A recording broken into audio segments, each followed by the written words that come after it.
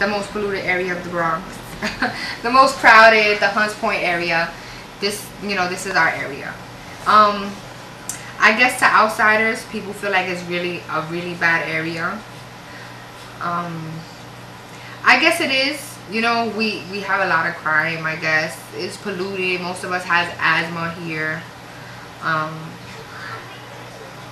But it's just it's like a low income area. That's what I want. That's what I mean. It's a low income area.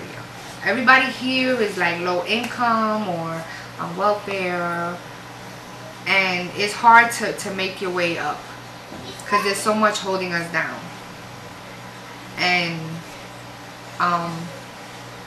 the school systems are like overcrowded. There's never enough seats for the amount of kids we have. Even when the kids do get a seat, it's like there's not enough books. There's always something lacking. You know, our schools are always failing.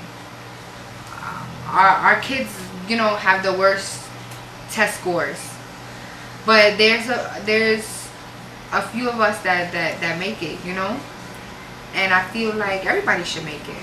And I feel like more light needs to be shed on this side of the Bronx, because I think more light needs to be shined on the Bronx in general.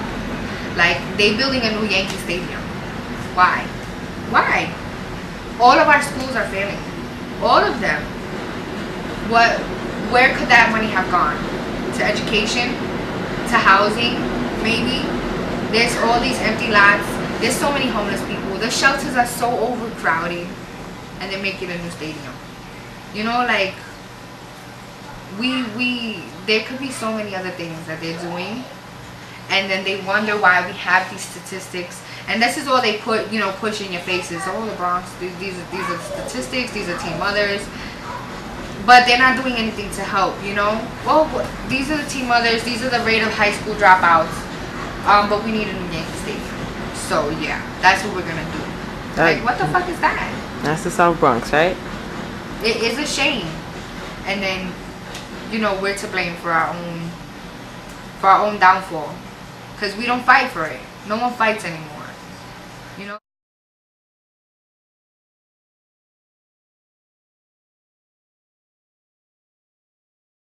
The first time I really learned how to put on a condom, my son was, I think, 6 months old.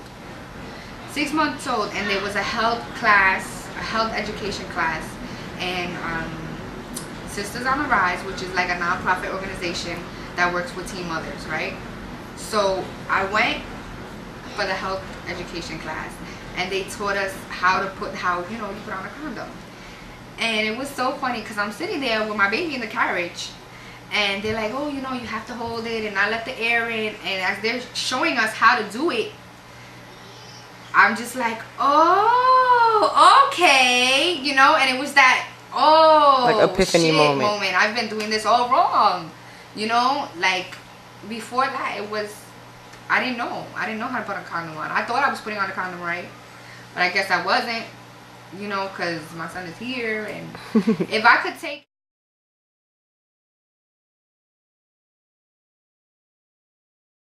before even I got pregnant, I had issues with myself, you know, my self-esteem.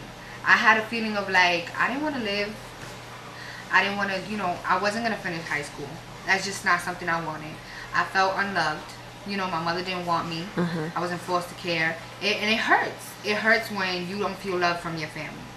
Were you in foster care because she gave you up, or? Yes. Okay. Because she gave me up. She just didn't want to deal with it. So you don't have any contact with your mom now, or? I do. I have contact with her now. Now we are close, but we had to go through our things to get to where we are, you know.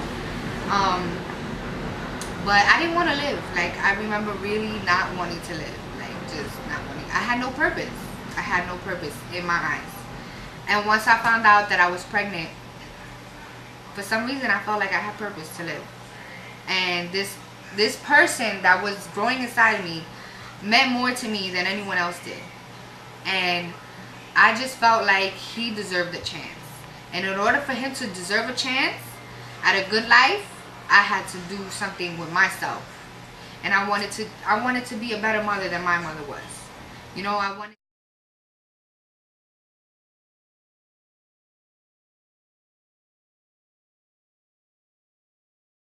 Teenagers act out, but some teenagers act out as far as like, I'm gonna go drink with my friends, and we have the teenagers that are around having sex. Like, what made you have sex? Well, because you have to look at everyone's environment, where they grew up. If there's a teenager that's acting out and is drinking, that's probably because that's what they see in their environment, you know? And if there's, like, for me, I just, like, I always felt like I was ugly, you know? Like, I always felt like I was not, I always felt bad about myself. I felt like I wasn't pretty enough. And for somebody to like me and like me like that, that was special for me, you know? Like, I felt, you know, my mother was always telling me I was fat and ugly, and so I felt like when somebody liked me, it was just like a big deal, you know? Like, he likes me and he thinks I'm pretty. Like, that makes a difference, you know? That's what makes you do that's what made me have sex. Because out of everybody in my group, I was the last one to have sex. Like, I had started having sex when I was almost 16, and I got pregnant right away. So I waited the longest. And I feel like the reason I waited the longest is because I was not the prettiest, you know? But even the girls that were having sex, it was always something, you know, going on at home. And the group of friends that I stayed with was always something, you know? And everybody was just dealing with their own drama.